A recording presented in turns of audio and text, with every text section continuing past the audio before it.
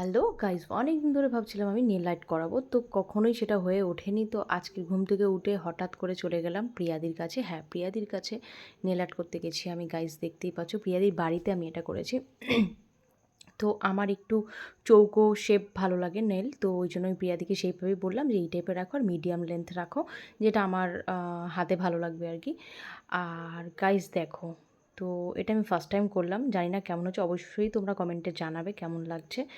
আর তোমরা যদি এরকম নেল আর্ট করতে চাও অবশ্যই প্রিয়াদির সাথে কন্ট্যাক্ট করতে পারো।